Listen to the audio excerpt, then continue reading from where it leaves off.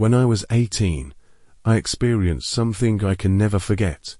It was a hot summer, and more than 10 classmates had planned a trip to climb a small mountain in the countryside as an adventure before graduation. We set off with our backpacks, following the winding mountain path upwards. Everyone was still in high spirits, chatting and laughing. The mountain wasn't very high, and after more than an hour of climbing, we finally reached the summit. There was a stream here, with crystal clear water that you could see to the bottom. My friend David jumped straight into the pond, splashing a large wave of water. He shouted in the water, "Come on down. It's super comfortable in here." Others followed suit, taking off their clothes and jumping into the water one after another. Laughter and the sound of water echoed in the air, as if the entire mountain was infected by our happiness. In the midst of all the laughter and joy, only Mark stood alone on the bank. He was the quietest student in our class, always sitting silently in the corner and rarely participating in activities. I waved at him and shouted, "Mark, come on down and play. It's really cool." Others also joined in, and after hesitating for a moment, he finally took off his clothes and slowly walked into the water. Once in the water, he didn't play with us, but just stood there, looking a bit out of place. After a while, we got tired from playing and started to get out of the water one by one to get dressed and rest. At that moment, Jack pointed at the clothes on the ground and said, "Is anyone still in the water?" We were taken aback, turned to look at the pond, and then horror-struck, we saw a figure floating on the surface, face down, motionless. David reacted the fastest, shouting, "It's Mark." He and a few classmates immediately jumped into the water and dragged him ashore.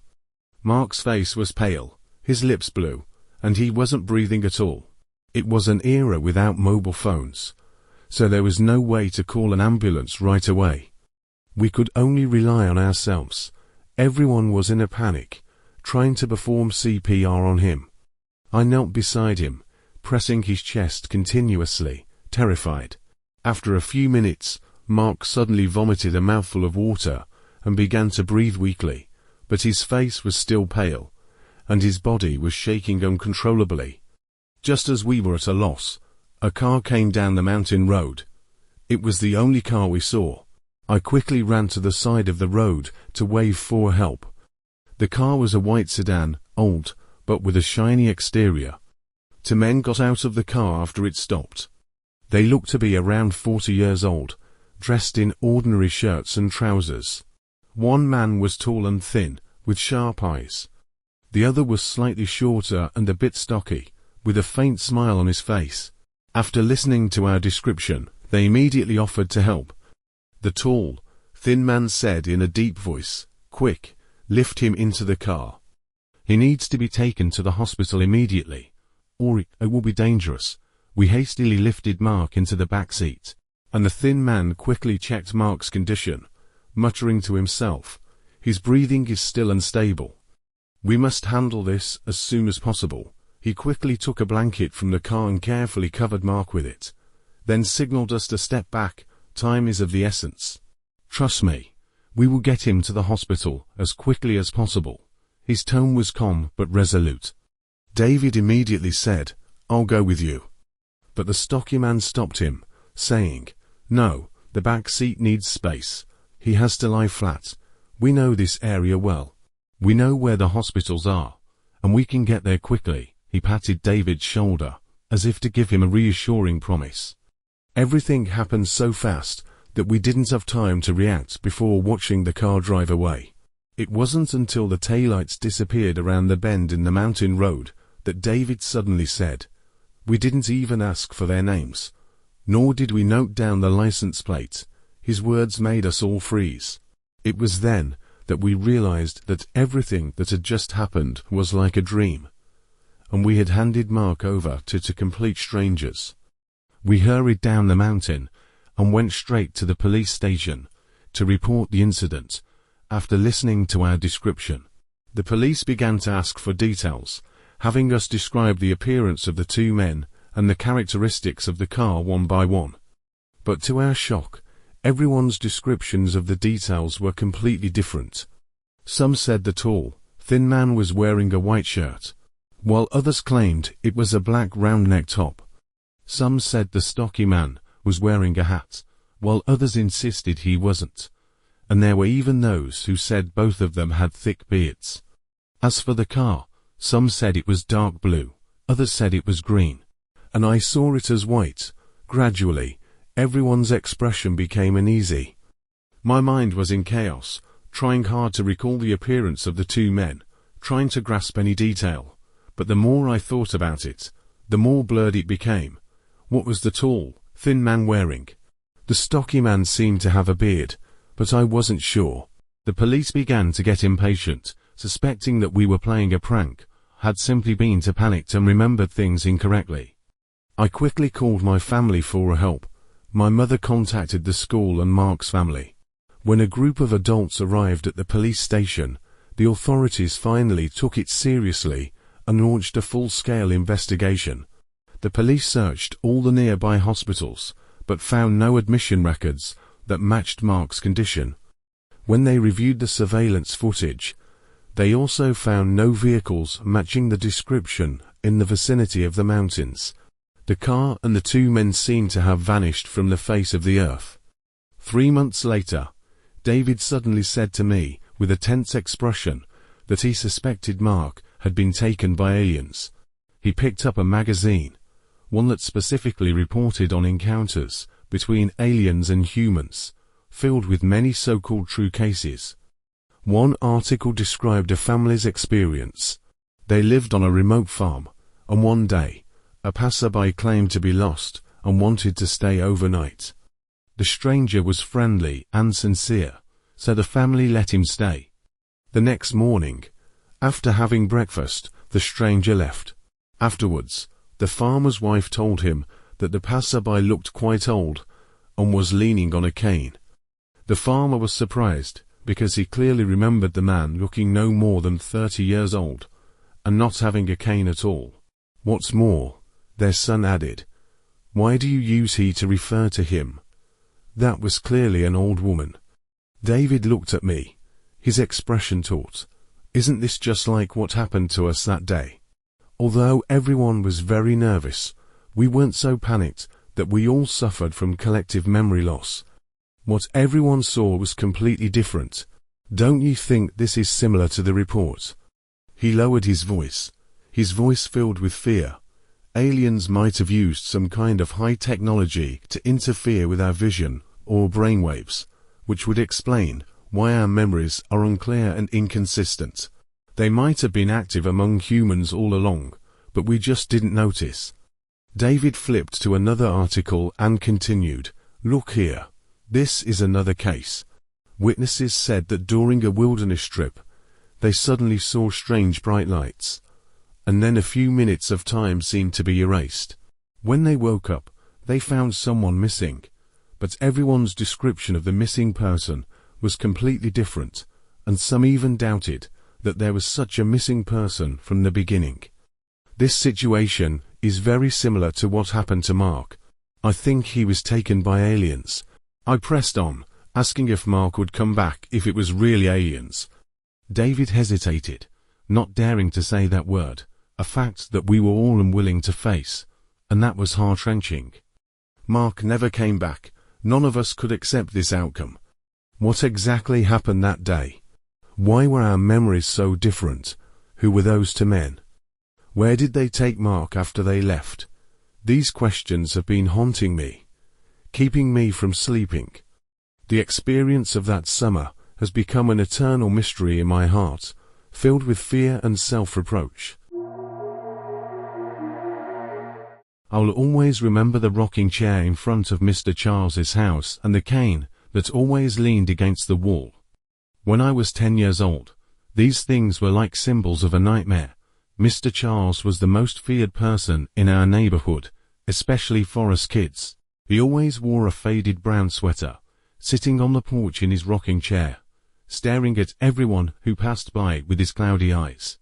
His gaze was cold and sharp, as if he could see right through you, leaving you with nowhere to hide.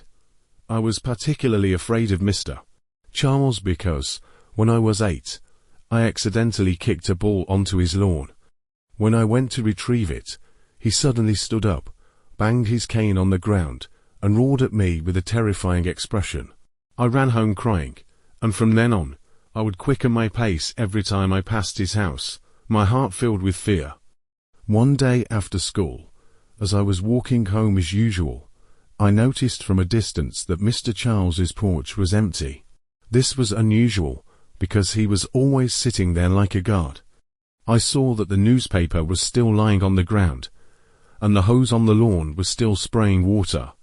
The droplets sparkled in the sunlight, but they filled me with an inexplicable unease. A bold idea suddenly popped into my head. I took a marker from my backpack and tiptoed toward his house. My heart was pounding, and my palms were sweaty, but I decided to draw a face on his door as payback for the time he had scared me. Just as I approached the porch, I heard a strange sound, like the cracking of wood. Before I could react, I suddenly felt myself falling into darkness. I wanted to scream, but no sound came out. In an instant, I lost consciousness. When I woke up, I found myself lying on damp leaves. My body ached, but I forced myself to get up. I recognized this place. It was the woods where my dad often took me camping, not far from town. But this didn't make sense. I had just been standing in front of Mr. Charles's house. Suddenly, I felt a chill run down my spine. I slowly turned around and saw a massive creature standing not far away.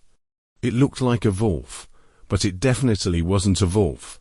Its skin was a deep purple, covered in scale-like patterns, and its eyes were pure black, with no pupils. The most terrifying part was its mouth, which was torn open all the way to its ears, revealing rows of sharp teeth. I froze, watching as the creature lowered its head and let out a low growl.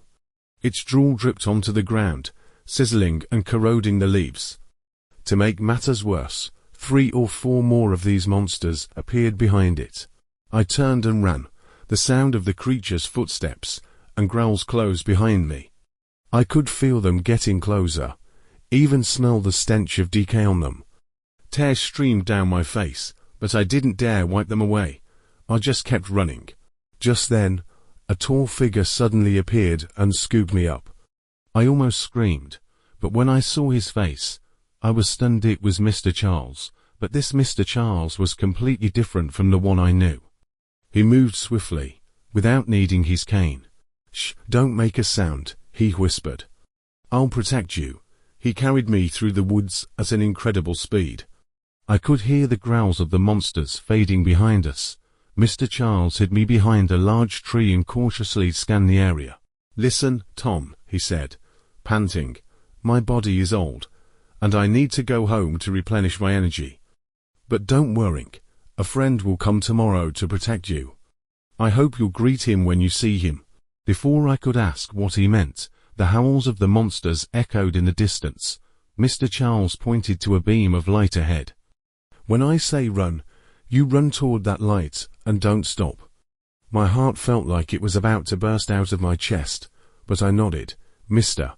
Charles gently kissed my forehead and said, "In your language, may God bless you." The monsters' howls grew closer, and I felt them closing in from all sides. I trembled and said, I'm so scared." "Courage will keep you alive," Mr. Charles said firmly. "Trust me, just run. I won't let them near you." Suddenly, he shouted, "Run." I sprinted toward the light, the sounds of a struggle echoing behind me. I couldn't help but glance back and saw Mr. Charles swinging his cane, the tip glowing brightly. A monster lunged at him, but he dodged nimbly and stabbed the creature in its side with his cane. I kept running until I heard my dad calling my name.